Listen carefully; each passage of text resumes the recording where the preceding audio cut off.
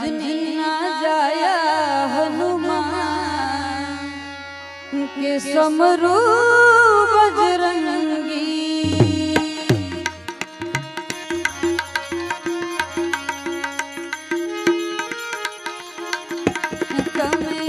अंजनी ना जाया हनुमान के समरू बजरंगी।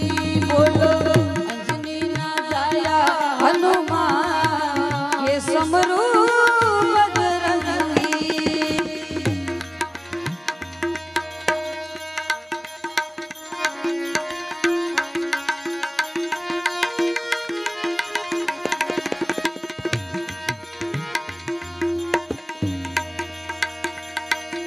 श्री गुरु चरण सरोज रज निज मन मुकुंद सुधारि।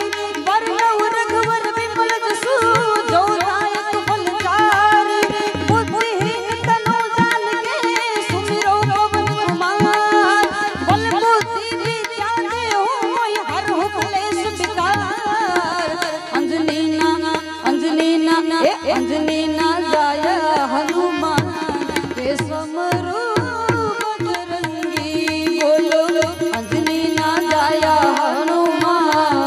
समरू बजरंगी।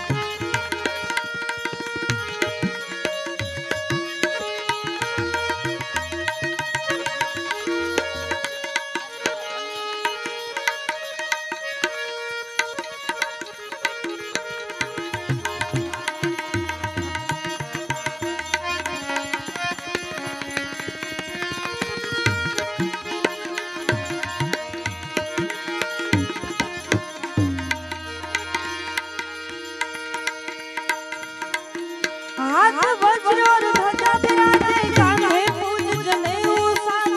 शंकर सुवन केसरी नंदन तेज प्रताप महाजगवंदन। विद्यावान गुणी अति चातुर राम काज करिबे को आतुर। प्रभु चरित्र सुनिबे को रसिया राम लखन सीता मन बसिया।